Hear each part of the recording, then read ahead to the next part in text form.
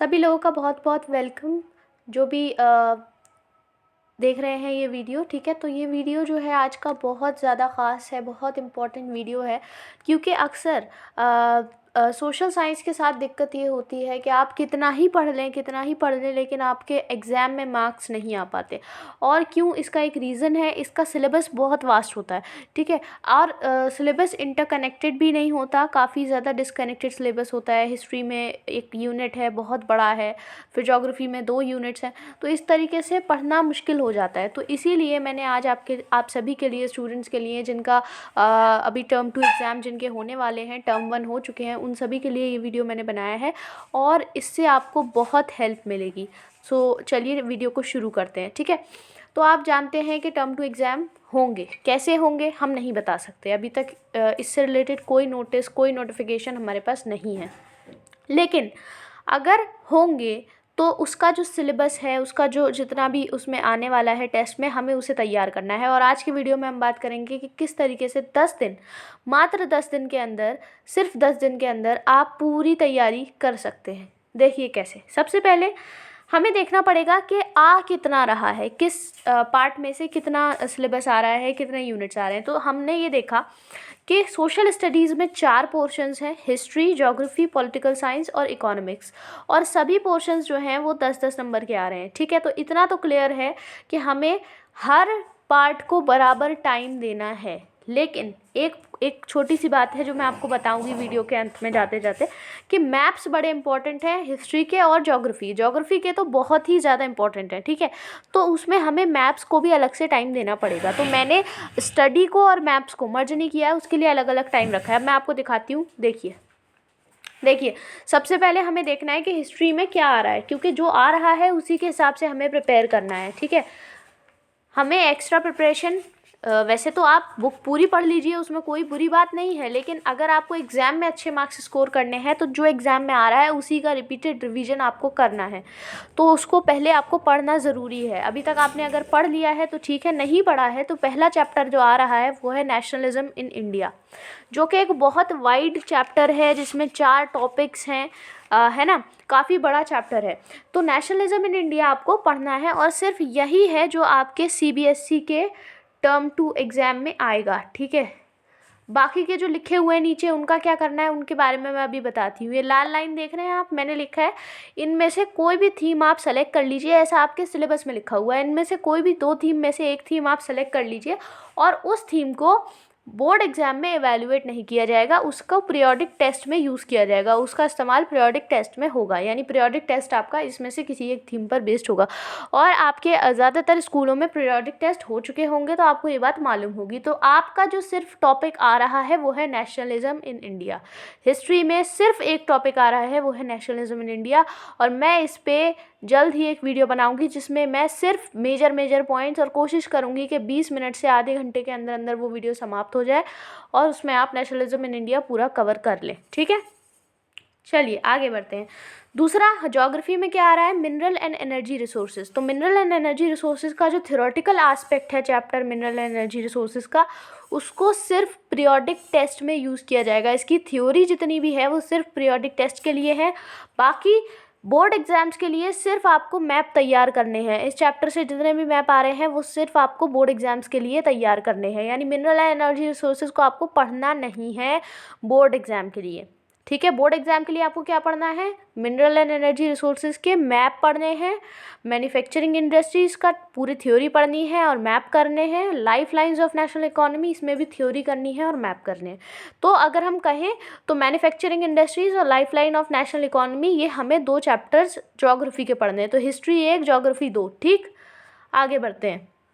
तीसरा है economics. Economics में पहला जो टॉपिक आ रहा है वो है money and credit. Money and credit ज़्यादा वाइड टॉपिक ये नहीं है, लेकिन इंटरेस्टिंग काफ़ी ज़्यादा है और इसमें काफ़ी ज़्यादा नई नई चीज़ें आपको सीखने को मिलेंगी और आप जल्दी सीख जाएंगे।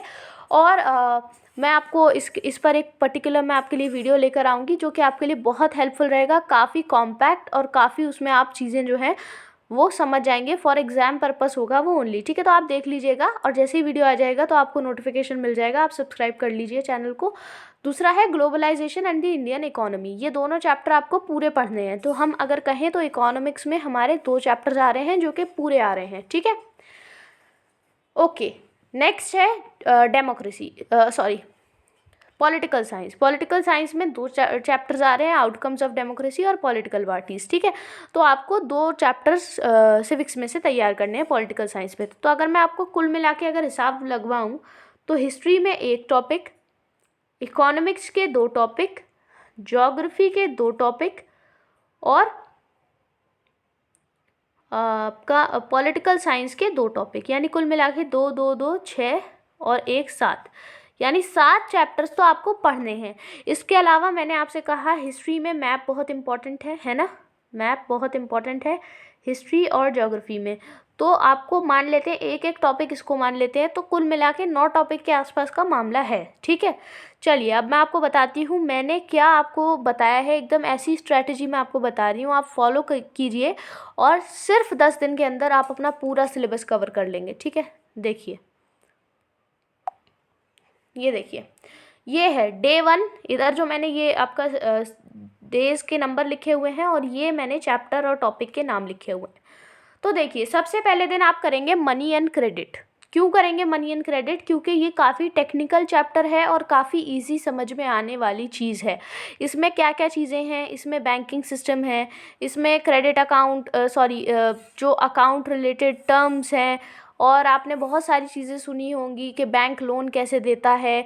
ये सारी चीज़ें आपको पहले चैप्टर के अंदर पढ़नी है मनी एंड क्रेडिट के अंदर। अगर आप ये चैप्टर से शुरुआत करेंगे ना तो आपको ऐसा लगेगा कि हाँ आपने बहुत कुछ पढ़ लिया, हालांकि इतना पढ़ना नहीं है, इसमें थोड़ी सी चीज़ें हैं लेकिन आपसे आपकी जनरल लाइफ से बहुत ज़्यादा कनेक्टेड हैं, ठीक है। कि करेंसी कैसी होती है और क्रेडिट कैसे, कोई भी जैसे मैं आपको इसके टॉपिक्स अगर मैं पढ़कर बताती हूँ तो इस चैप्टर में जो टॉपिक है वो है money as a medium of exchange, modern forms of money, loan activities of bank, 2 different credit situations, terms of credit, formal sector credit in India and self help groups for the poor. तो ये सारे topics इतने बेहतरीन हैं कि आप इन्हें पढ़ेंगे ना तो आपको लगेगा कि हाँ हमने कुछ पढ़ा है, तो आपके अंदर एनर्जी आएगी और आपके अंदर अगले दिन पढ़ने की क्षमता डेवलप होगी। तो अगले दिन आपको क्या पढ़ना है, अगले दिन आपको इकोनॉमिक्स का ही दूसरा टॉपिक पढ़ लेना है, ताकि 2 दिन, शुरुआती 2 दिन के अंदर आपका एसएसटी का एक हिस्सा कवर हो जाएगा जो कि है इकोनॉमिक्स। अच्छा, एक चीज़ और, मैंने ऐसा क्यों नहीं कहा कि ये 2 घंटे का चैप्टर है, ये 3 घंटे का चैप्टर है, ऐसा हम नहीं कह सकते, क्योंकि हर इंसान की समझने की अपनी क्षमता अलग होती है। हो सकता है कोई बंदा हिस्ट्री का एक चैप्टर आधे घंटे में निपटा दे और हो सकता है वही चैप्टर करते करते सोते सोते किसी को पूरा दिन निकल जाए, और दिन क्या, मैं तो कह रही हूँ पूरा हफ्ता निकल जाए, क्योंकि उसको समझ ही नहीं आ रहा कि ये चीज़ें हैं क्या, है ना। तो आप कभी भी ये नहीं कह सकते कि ये चैप्टर 1 घंटे का है या 2 घंटे का है। 1 दिन का टाइम मैंने इसलिए रखा है क्योंकि 1 दिन आपने सुबह मनी एंड क्रेडिट पढ़ना शुरू किया।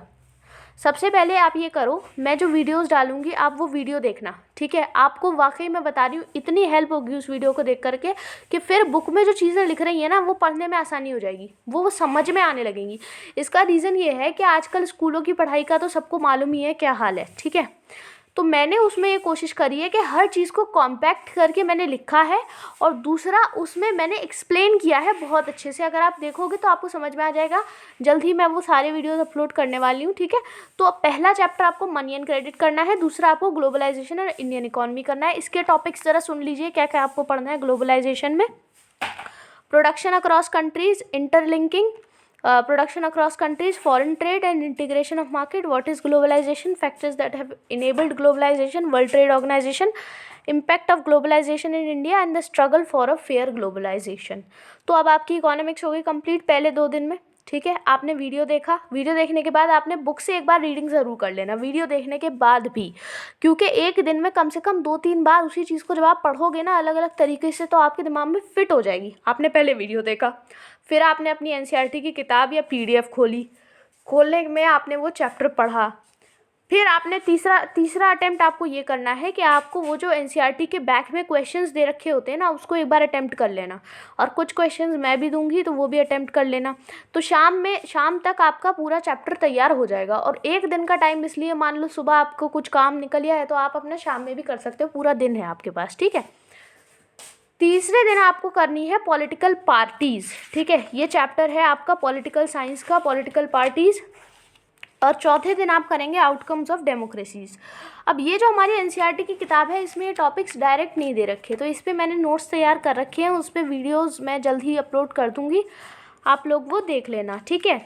तो इसमें सब टॉपिक्स मैं आपको डायरेक्ट उसी वीडियो में बताऊंगी कि इसमें कौन कौन से टॉपिक्स हैं, ठीक है। 5वें दिन आप पढ़ोगे नेशनलिज्म इन इंडिया। अब हिस्ट्री को मैंने 5वें दिन क्यों रखा है, इसका एक बहुत बड़ा रीज़न ये है कि बहुत सारे लोग हिस्ट्री को शुरू करते हैं तो उन्हें पूरी एसएसटी उनकी छूट जाती है हिस्ट्री के चक्कर में, क्योंकि हर इंसान को हिस्ट्री पसंद हो ये ज़रूरी नहीं है। लेकिन इकोनॉमिक्स ऐसी चीज़ है कि अगर आपको मैथमेटिक्स पसंद है, अगर आप थोड़े से भी सोशल हो, आप बैंकिंग वगैरह में इंटरेस्ट रखते हो, तो आपको इकोनॉमिक्स समझ में आ जाएगी। इसलिए मैंने पहले दिन इकोनॉमिक्स रखी, दूसरे दिन मैंने सिविक्स इसलिए रखी ताकि आपको चीज़ें और ज़्यादा कनेक्टेड लगेंगी कि हाँ ठीक है।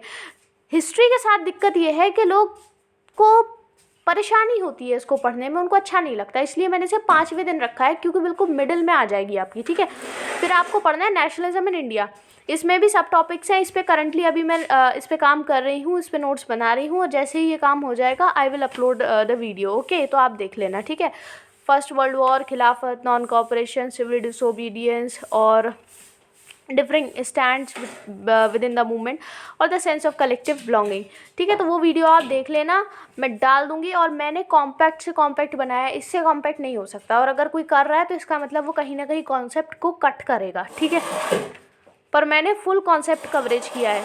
अच्छा जी, अगला जो आपको करना है वो करना है मैन्युफैक्चरिंग इंडस्ट्रीज, जो कि ज्योग्राफी का टॉपिक है। ज्योग्राफी को मैंने बाद में इसलिए रखा क्योंकि ज्योग्राफी के टॉपिक्स लेंदी होते हैं और इनको एक अंडरस्टैंडिंग चाहिए होती है, एक टाइम चाहिए होता है, इसलिए मैंने इसको एंड में रखा है, क्योंकि ये काफ़ी इतने मुश्किल नहीं होते। अगर एक बार चीज़ें आप कैच करने लगो ना तो फिर आपको इजीली हो जाता है। तो लाइफ लाइन्स ऑफ नेशनल, पहले आप करेंगे मैन्युफैक्चरिंग इंडस्ट्रीज, लेंदी है, फिर आप करेंगे life lines of national economy, ठीक। अभी आपका जो सिलेबस है, जो रिटन कोर्स है, वो पूरा निपट गया, थ्योरी पूरी निपट गई, ठीक है। अब आपको क्या करना है, 8वें दिन जितने भी ज्योग्राफी रिलेटेड मैप हैं, मैं 8वें दिन से पहले यानी अभी से मैं कोशिश करूँगी अगले 6-7 दिन में मैप रिलेटेड एक वीडियो में अपलोड करूँगी। उसमें जितने भी मैप्स हैं, देखो मैप के बहुत सारे टॉपिक्स हैं, मैं इस वीडियो में डालने का सोच रही थी, लेकिन ऑलरेडी वीडियो इतना लंबा हो गया है, अगर मैं वो भी डालूंगी तो और ज़्यादा लंबा हो जाएगा, इसलिए हम मैप्स पे किसी और वीडियो में डिस्कशन करेंगे। इसमें बहुत सारे मैप्स हैं, तो पूरा एक दिन ज्योग्राफी के मैप को और पूरा एक दिन हिस्ट्री के मैप को आपको देना है। 8वें 9वें दिन आप सिर्फ मैप्स करेंगे, ठीक है। फिर 10वें दिन आप फाइनल रिविजन करेंगे, जिसमें कुछ मैप्स और हर चैप्टर का थोड़ा थोड़ा रिवीजन। आप चाहोगे तो इसके लिए मैं 5-5, 10-10 मिनट के रिवीजन वीडियोस बना दूंगी, जिसमें हम सिर्फ एक ऊपर से आइडिया लेंगे, ठीक है।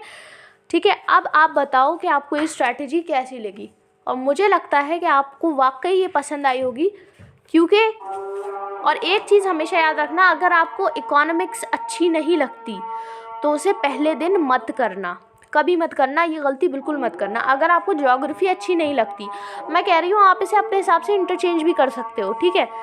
अगर आपको ज्योग्राफी अच्छी नहीं लगती तो उसे पहले दिन मत करना, उसे मिडिल में रखना, बीच में रखना, ठीक है। पहले जो चीज़ें आपको इतनी बुरी नहीं लगती हैं, जो ठीक लगती हैं, उन्हें पहले निपटाओ, ताकि आपका एक कॉन्फिडेंस डेवलप हो कि हाँ यार 50% तो कवर हो गया, बस अब 50% 25% सिलेबस बाकी है, ये और हो जाए तो मेरा काम पूरा हो जाएगा। तो आपके अंदर एक मोटिवेशन आता है। अभी आप पहले दिन हिस्ट्री लेके बैठ जाओगे, हिस्ट्री आपको अच्छी लगती नहीं है, तो होगा ये कि आपका परेशानी होगी अंदर से, आपको अच्छा नहीं लगेगा और फिर आप पूरा SST छोड़ दोगे, ठीक है। तो इसीलिए इसको फॉलो करना और फिर बताना कि क्या ये काम कर रही है या नहीं, एंड क्या ये वीडियो आपके लिए हेल्पफुल रहा। अगर रहा then please like, share and subscribe to my channel, okay. And please comment down in the section below कि आपको और किस किस टॉपिक्स पे वीडियो चाहिए, ठीक है। और जो भी आपको कन्फ्यूजन हो, बाकी वीडियोज़ चैनल पे आती रहेंगी, आप देखते रहिएगा। Thank you for watching.